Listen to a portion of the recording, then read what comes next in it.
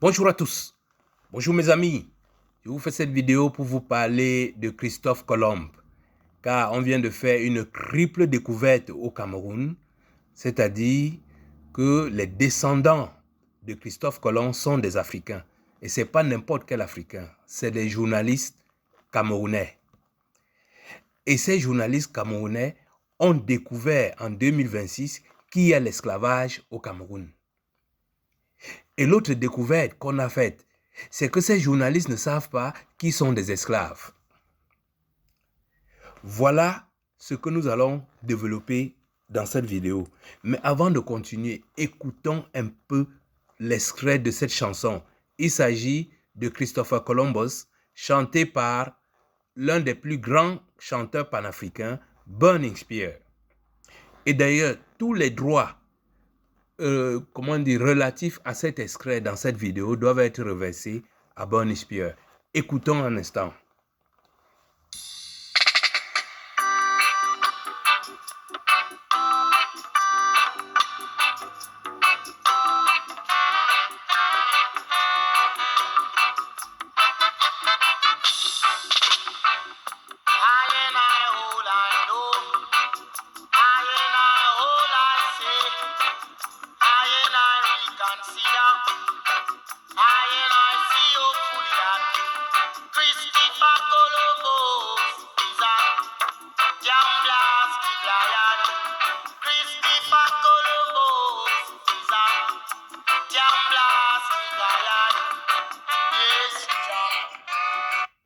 Arrêtons là, parce que l'essentiel est dit dans cette introduction.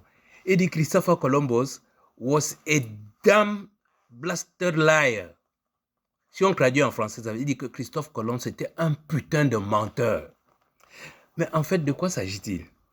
Christophe Colomb était un Européen navigateur qui est parti d'Europe. Et il a voyagé pendant longtemps, il s'est égaré dans les Amériques. Et arrivé là-bas, les Indiens, c'est-à-dire il y a des gens qui vivent là depuis des millions et des millions d'années, qui ont créé des civilisations. On l'accueille, on le lave, on le soigne, on lui donne à manger, on lui donne des femmes. Et à la fin, monsieur, il dit qu'il a découvert l'Amérique. Voilà en quintessence ce que c'est que Christophe Colomb. Tous les Européens le savent, tout le monde, sauf nous les Africains qui continuons à lire dans nos livres d'histoire-géographie que Christophe Colomb a découvert l'Amérique. Donc, c'est comme si vous restez, vous vous asseyez là-bas à Babimbi. Quelqu'un quitte Garoua, il vient vous voir. Vous l'accueillez, vous lui donnez à manger, vous lui donnez du bon vin blanc. Et il retourne et il dit qu'il a découvert Babimbi. Voilà de quoi il s'agit.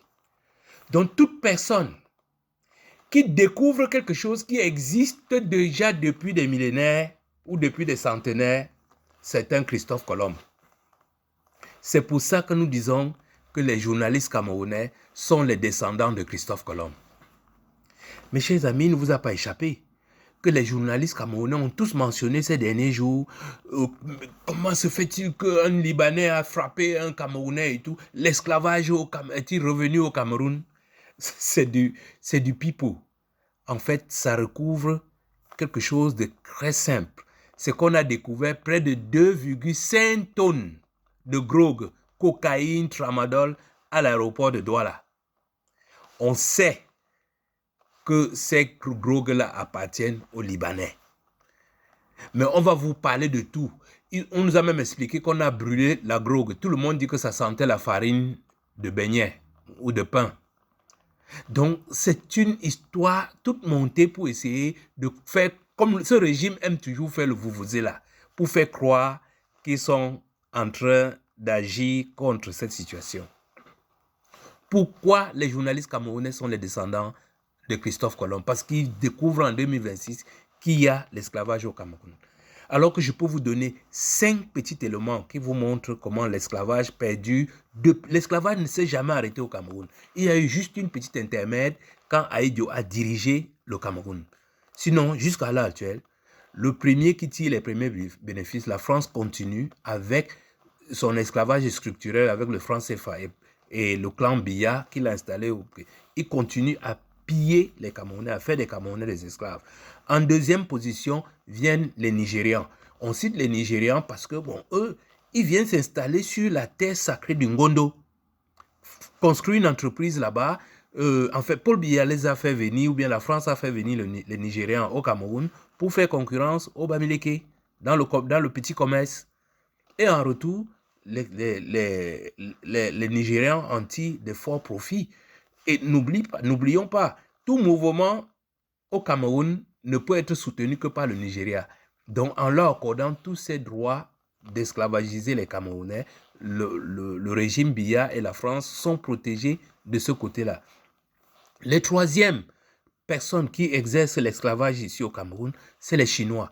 Vous avez tous vu tous ces rapports sur les conflits par rapport au salaire de ces Chinois qui tirent sur les Camerounais, des Chinois qui font manger les caca aux Camerounais. Donc, ça court les rues.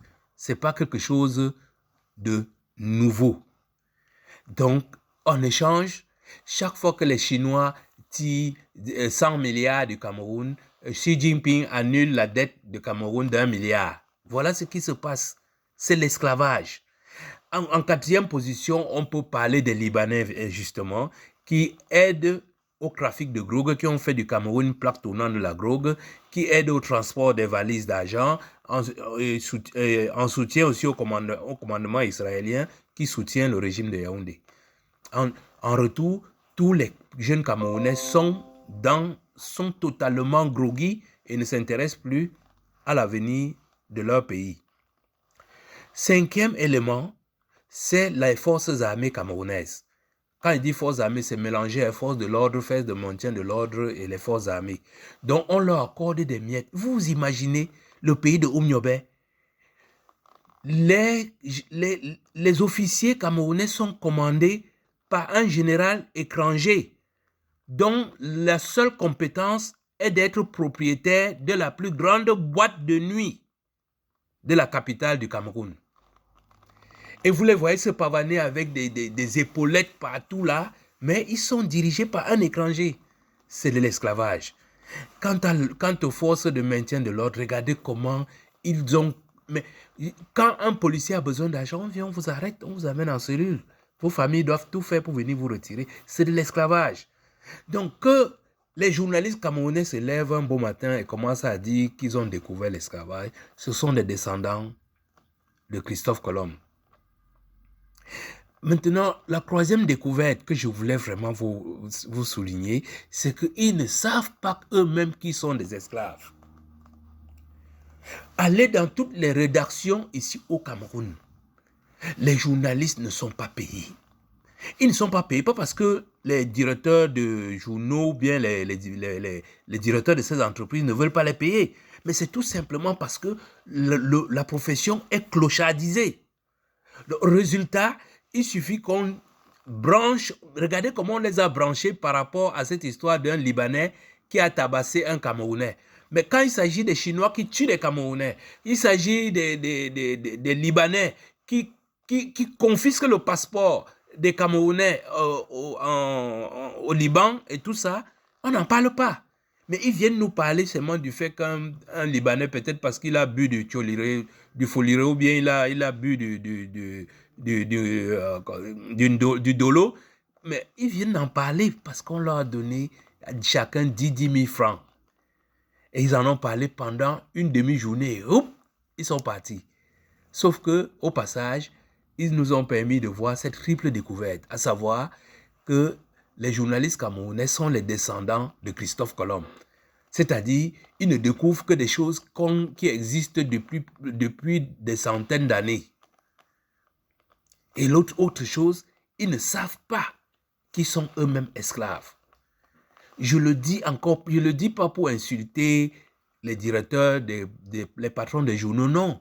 Notre pays est totalement clochardisé. Résultat, beaucoup de journalistes, ils sont contents d'être journalistes à Equinox, à Canal 2, à Sissi, mais ils n'ont pas de véritable salaire digne d'un journaliste. C'est de l'esclavage. Induite, bien sûr, mais c'est de l'esclavage. Voilà, mes chers amis, je souhaitais vous faire le point sur cette triple découverte au Cameroun, à savoir que les descendants de Christophe Colomb sont camerounais, ce sont les journalistes camerounais. Et ce qui est dramatique dans cette histoire, c'est qu'ils ne savent pas qu'ils sont des esclaves. Et quand on ne sait pas qu'on est aussi esclave, c'est extrêmement dangereux. Rappelez-vous le sort qui a été réservé à Christophe Colomb. Le seul pays qui porte le nom de Christophe Colomb en Amérique, c'est la Colombie. C'est-à-dire le pays le plus gros trafiquant de drogue au monde. Ce n'est pas une insulte, hein? Je dis ça, ce sont les rapports internationaux. Donc, vous voyez que cet homme-là est un menteur et il a été récompensé. Le seul pays qui porte son nom est au carrefour de tous les cartels de drogue dans le monde.